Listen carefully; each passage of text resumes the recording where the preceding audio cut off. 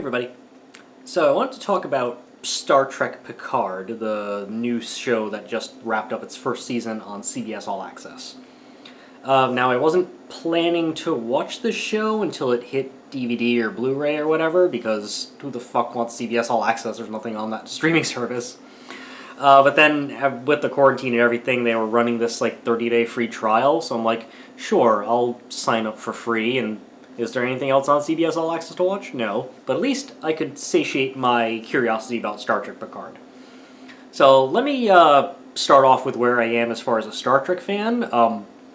Star Trek The Next Generation is absolutely one of my favorite television shows, top 5. And as far as fiction that has shaped me as a person, I can kind of look back and see what effect that had on me. I mean, Star Trek The Next Generation specifically certainly depicts Roddenberry's atheist socialist utopia that's a post-scarcity environment where human beings have worked out their basic squabbles and they work together for the betterment of humanity, and money is not really the goal of your life, but it's mostly to reach your full actualized potential. I know some of my fellow leftists don't view it as socialist because they view the Federation as kind of like a armed apparatus of the state, but aside from basic defense, which they would need if there's hostile outside species like the Romulans in TNG, or I guess the Klingons in the original series, they're mostly an explorer and diplomatic and scientific vessel. They're closer to the United Nations with a little bit of NATO than they are any sort of US military or anything like that. But if you watch that show and you look at the themes it explores and the politics of it, it's very much a happy-faced leftist fantasy, I suppose, and that's probably had a lot to shape how I view the world now. So, the problem with that is that a lot of other writers who may or may not share that hope for a world had trouble writing in that universe because they claimed there wasn't enough for conflict. So then you had shows like Star Trek Deep Space Nine, where there's a lot more interpersonal conflict, and there's a lot more darker stuff, especially with the Cardassians, as opposed to the Kardashians. One is a lizard-like hostile species, and the other is an alien on Star Trek. And there was a lot of that and it seemed to go sort of against the grain of Star Trek, which was always about exploring, and they're just kind of staying put in that station. So there's a lot of Star Trek people who don't like DS9. I'm kind of agnostic on the show. I've seen a number of episodes. It's okay. It's no TNG. And then there was Voyager.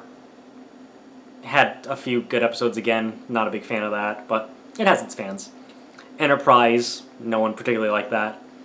And then good old J.J. Abrams comes along. And J.J. Abrams makes a reboot movie series. Now, it was very clear when he made his Star Trek in, what was it, 2006, maybe? 2008, maybe? Maybe somewhere there, late 2000s, before it crosses over into the 10s, that he wanted to make a Star Wars movie. And so he tried to stick the Star Trek peg into a Star Wars hole until he got his chance to ruin Star Wars with The Force Awakens. But that's another that's another discussion I won't get into here. But his movie was okay, and there was a couple things I was okay with in his Star Trek, and that was that he went ahead and did an alternate timeline, so it did not touch the Star Trek Prime timeline. It didn't ruin any of that canon. It just created this splinter universe. So it's more like DC's Elseworlds or something like that, where they can explore different concepts that aren't necessarily Star Trekian, but they can play in that sandbox of Star Trek. And I kind of liked the basic concept of it, which was basically that Star Trek experiences their version of what 9/11 was to the US in the 2000s. A giant cataclysmic event that threatens to change everyone's perception of what the world is. And I say perception because whether it changed or not is a political discussion I won't get into here. But yeah, so the destruction of Vulcan in that timeline, because Romulus is destroyed in Prime Timeline, ends up leading the Federation to do things that are out of character for it, and then that leads to the second movie where there's a false flag scenario, and it deals with how the Federation starts to become a warlike surveillance state, so basically the US post-Bush military, Like, how does a utopia deal with a threat, with something like that happening? And so I liked sort of the idea of exploring the Star Trek utopia through a post 9/11 warlike politicization lens. So I thought it worked fine for that.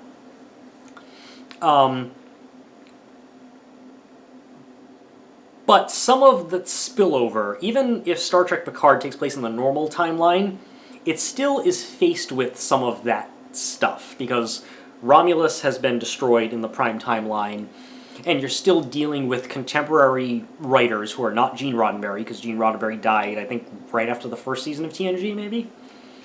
And they still want to add more conflict and sort of destroy the Star Trek universe for what it is.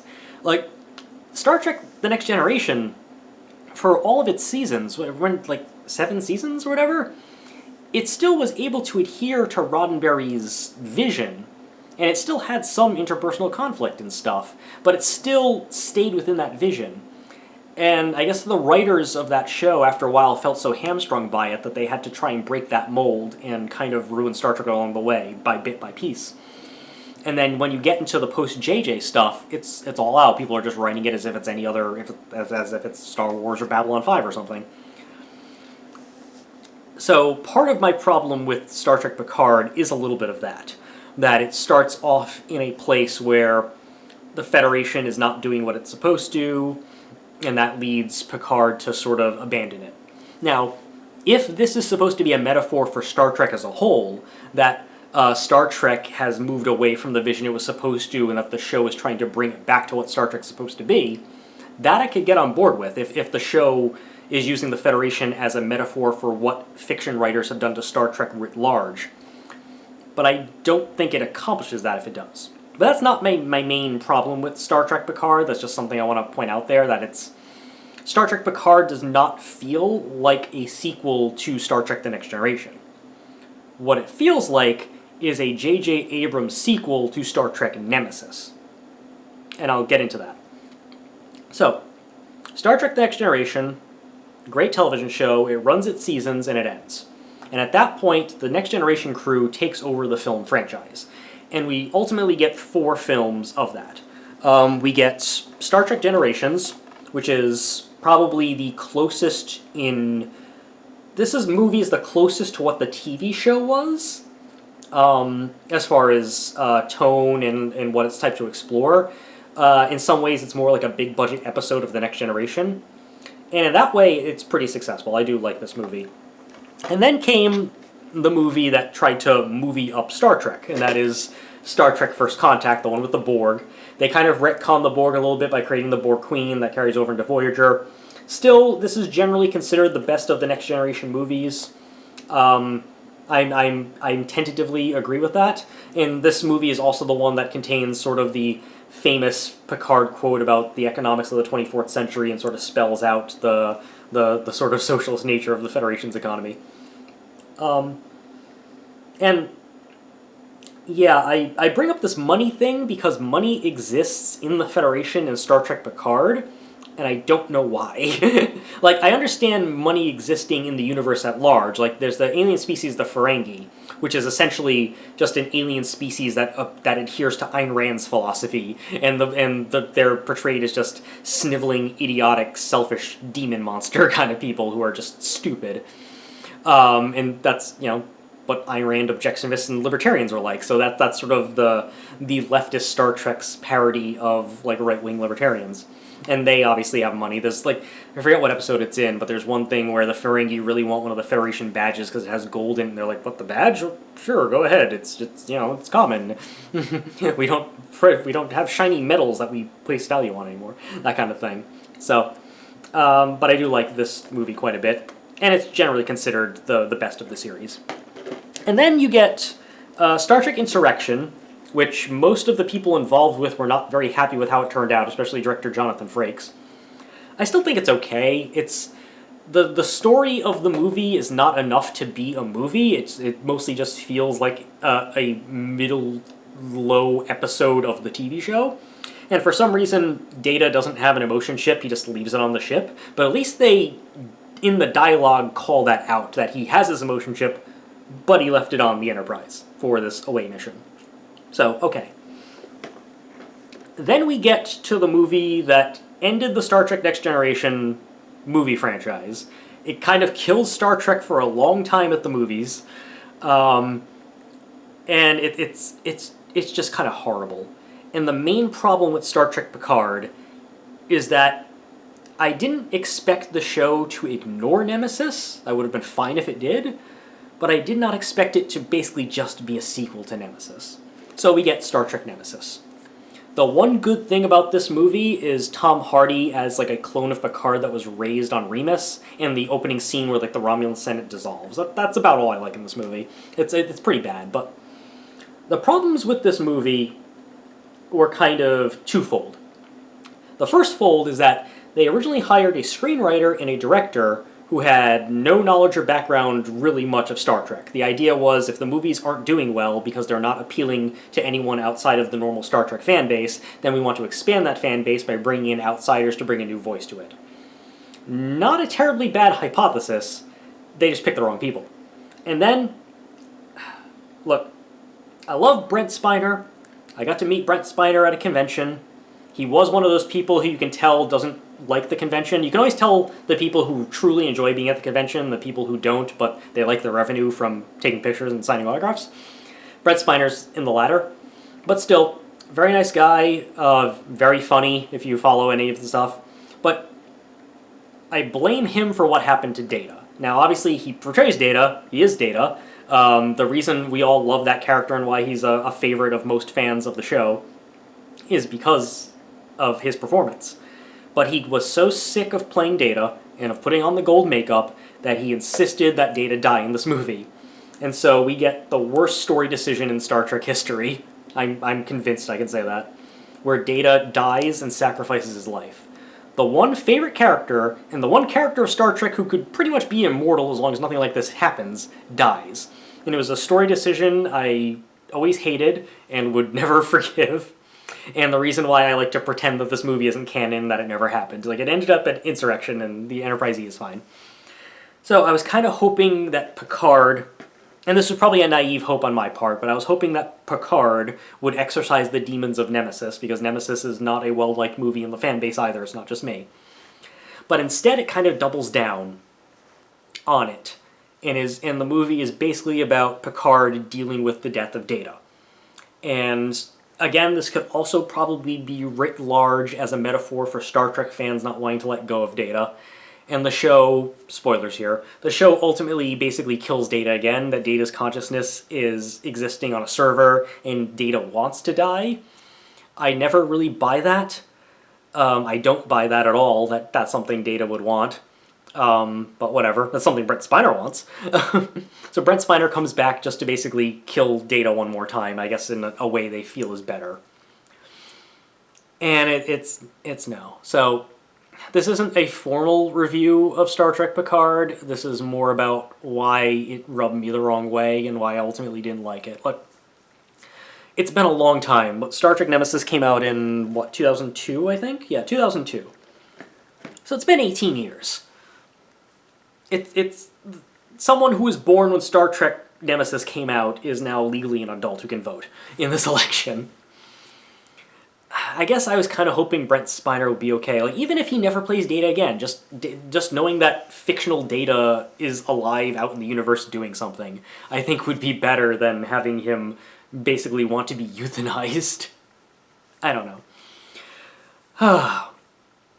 So, you basically have two major problems, or I don't know if you do. I have two major problems with Picard. One is that it's portraying, it's buying into that J.J. Abrams deconstruct the Star Trek universe and try to make it all gritty and Star Wars-y because normal Star Trek is too boring with all of its philosophy and politics and everything. You know, the people who think that Star Trek is as boring as the trade negotiations in Phantom Menace, but, you know, it seems like people who write, and especially CBS and Paramount who make Star Trek, are not comfortable letting Star Trek just kind of be Star Trek for the current Star Trek fans and the new generation of Star Trek fans. They keep wanting to expand them into like mass audiences who don't normally watch Star Trek. But Star Trek is never going to be Star Wars. Star Wars is a kind of an airheaded, swashbuckling fantasy in space. It's fun. A lot of hardcore fans would disagree with me in saying that it's kind of devoid of much substance, but it's a fun spectacle movie. It's not meant to be about ideas or whatever. It's a fairy tale in space. It's like Greek myth and Shakespeare and all of this kind of stuff in space. It's not meant to be dealing with like heavy issues. Whereas Star Trek is supposed to be about that. It's supposed to be about a metaphor and reflecting contemporaneous politics and stuff back at us.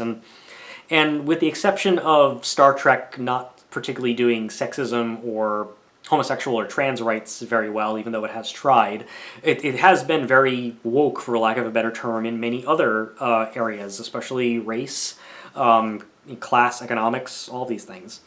And the fact that the modern writers of Star Trek kind of don't want Star Trek to be that. They want it to be this messy, ever-changing world, but we already live in that, and we have plenty of dystopian sci-fi for that. Why can't Star Trek just be the hopeful vision of the future and then still show what humans are struggling with, even in that sort of perfect but not so perfect world?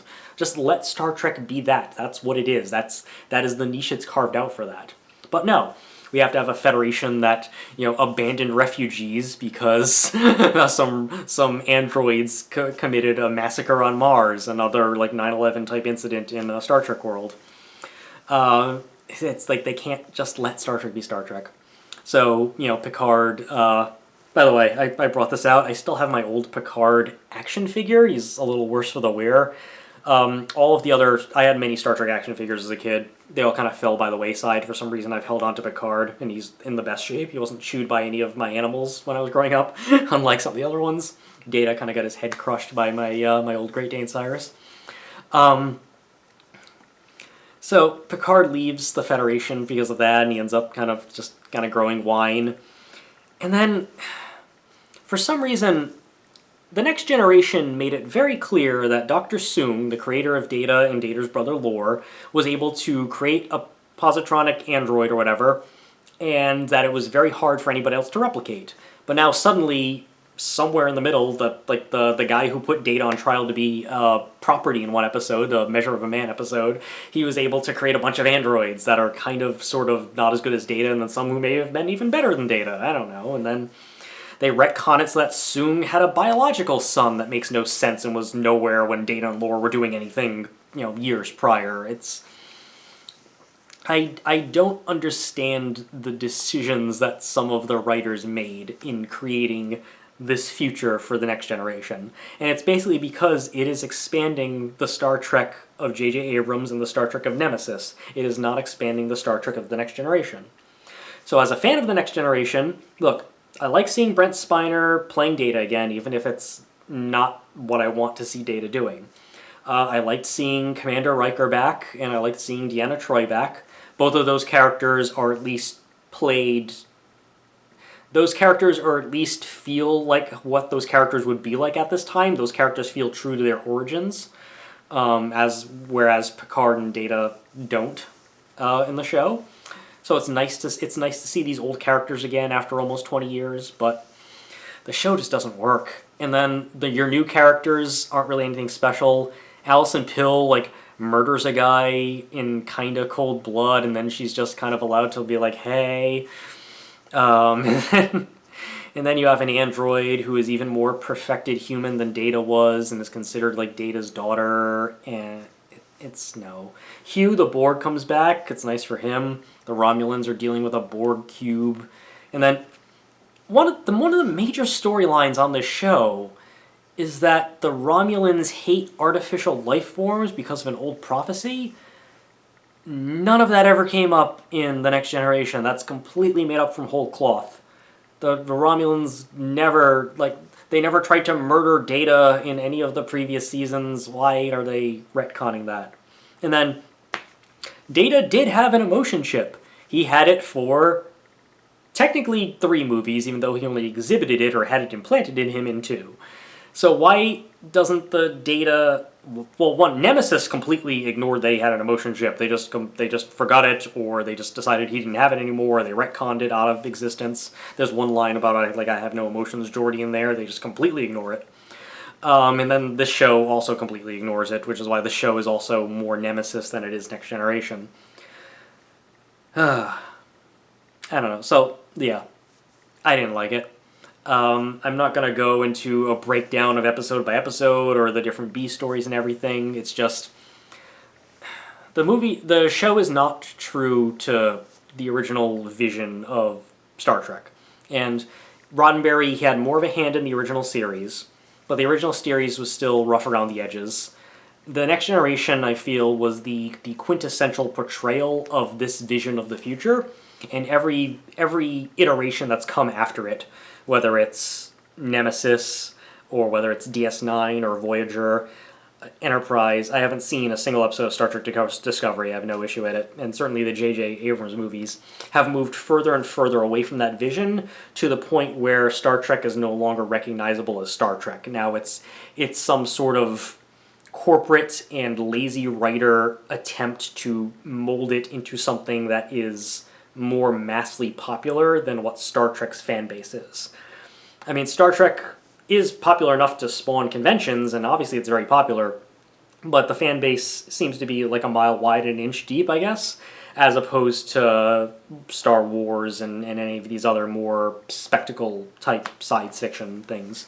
And certainly more than dystopians, because, you know, we live in a negative world, and negative visions are going to be more popular than positive visions, just the way it is. And I was hoping Picard would sort of right the ship, because, you know, it has Picard. Jean-Luc Picard himself was a very optimistic, diplomatic person. He wasn't shoot first, ask questions later, and sexually harass the subordinate that Kirk was. Picard was more thoughtful, introspective. He was more of the intellect, or the intelligentsia, in control of the state apparatus. But no, the show just... no. So was there anything I liked about Picard, aside from seeing old characters back? The sort of ne'er-do-well mercenary who owns the ship and has a bunch of holograms who kind of look like him, I liked that character. Even then, Picard's paying him, so again, there's people in the Federation who are still using currency. That's about it. I watched episode by episode, hoping I would like more in the show, and I really didn't. There's one scene I was okay with, and it's 7 of 9. Picard tries to talk 7 of 9 into sparing this woman's life, and 7 of 9 makes Picard believe she's going to. Then Picard beams up to the ship, and then 7 of 9 murders the woman. And I like the idea that there are some people in this universe who are not going to buy into Picard's vision, or even the classical TNG Federation vision. There are always going to be people who dissent. Revolution is dissent. I just wish the Star Trek universe they created on the show was closer to Picard's and not closer to 7 of 9's. And even in the final end sequence where Riker comes with the Federation and they all show up to protect the android planet and the Romulans retreat, I have a feeling the writers think they are doing what I want them to do, which is to steer Star Trek away from Nemesis and J.J. Abrams and toward what TNG used to be. They just don't pull it off, and they put in too much negative, dark stuff in there to get there. And then I just completely disagree with anything that's happened with the character of Data post-Insurrection, so... Anyway, this wasn't a formal review. This is just kind of me ranting about Star Trek. the nerdiest thing I can possibly do on the internet. Short of wearing a Star Trek uniform while I talk to you, but I did show a little Picard doll, which is pretty nerdy. So, but anyway, if you ended up watching Season 1 of Picard, let me know what you think in the comments. Are you excited for Season 2? Do you think it was more successful than I think it is? Do you have a different philosophy? Do do you like JJ-ified Star Trek more than I do? Did you like, well, no one liked Nemesis, but are you okay with what they're doing with the characters? What do you hope to see? I mean, if there is a season 2 of Picard, we already know what's happening, short of COVID-19 shutting down everything, for even more indefinite. But we know there's going to be a second season of Picard. So what would you like to see from it? I mean, it's still possible that they can fix this. That the writers, because it maybe not for the same reasons I disliked it, but it seems like the general fan consensus is that Picard wasn't very good. Even the fans didn't quite like it.